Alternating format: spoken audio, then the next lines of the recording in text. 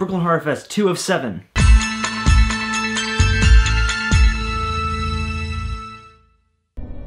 Færðu eitthvað svona tilfinninguna þegar þú vaknar miðja nótt að sé eitthvað með þér í myrkrinu?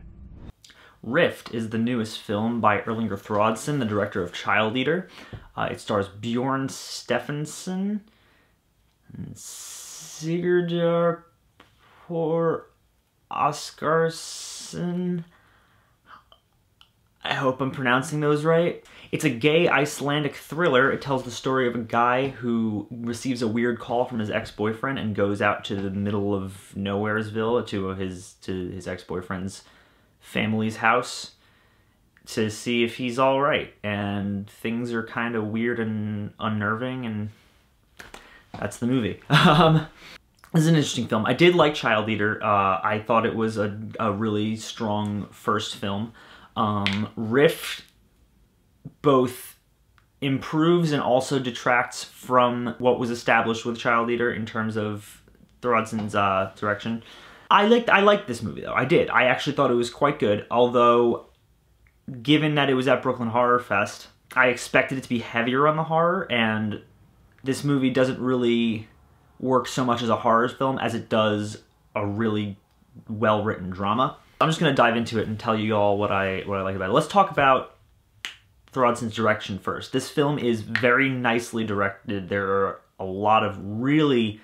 First off, the location alone is just absolutely gorgeous, and the cinematography really does a good job at showcasing it. There's a lot of really, really long, wide, contemplative shots in there, and it's really beautiful, and it works pretty well for the overall atmosphere that this film builds, which is one of, I don't want to say unease, but sadness and longing, I guess is a good word for it. At its core, this movie is more of a relationship drama than it is a horror movie.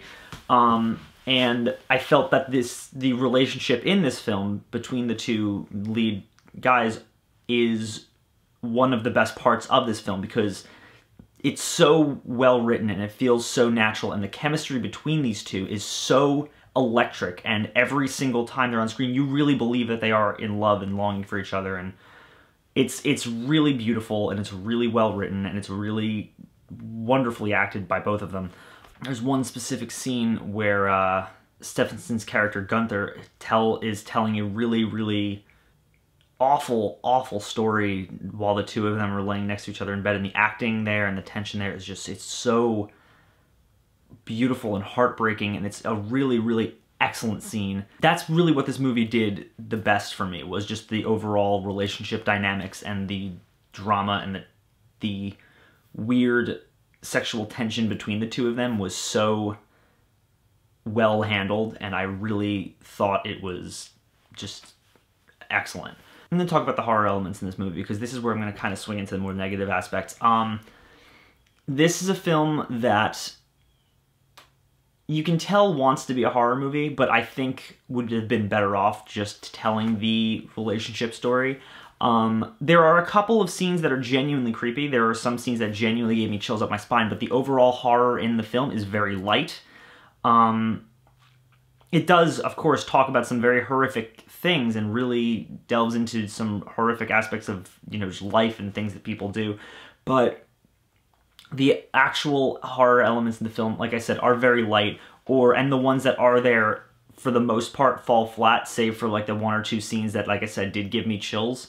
A lot of horror elements, the jump scares and stuff, sort of just kind of don't work in this film, and I think that they didn't really belong in this film. There's a weird subplot involving an old man who is living within a certain distance of the place they're staying, and he's kind of weird, but it doesn't really go anywhere. I mean, it goes somewhere and it has a conclusion, but it doesn't really fit with the rest of the film. It doesn't really work so well. I was not particularly a fan of that subplot, or really anything past the main relationship, which, like I said, is actually a very well-written thing. I just wish that if this film wanted to be a horror movie, which it seems to, I wish it went a little heavier on the elements that are really fucking creepy in the movie. Like Child Eater, this is another one of those things that seems to be based more in Icelandic folklore, and there are certain elements that I wish were delved into a bit more. There are a couple lines involving like, oh, don't pick up hitchhikers around here. And you can kind of, through context clues, understand what they're going for, but I feel as though certain audience members won't pick up on that and they'll be really confused. And I think that is another instance of just something being lost in translation and something that might be more well-known folklore, urban legends over in Iceland. That for me is not really a huge deal. Like I said, I was able to put it together through context clues, but it's one of those things that I feel as though not everyone will pick up on, and I feel that some people will be a little confused and disappointed based on the fact that that's never really explored. All that being said, though, I did like Rift. It's not the best thing I saw at the festival, but it's far from the worst thing I saw. It's a well-made film, it's very well acted, and it does far more right, in my opinion, than it does wrong. There are just certain things that I wish it had done a little better, mainly in the horror aspects of a film that is supposed to be a horror film, or at least a thriller.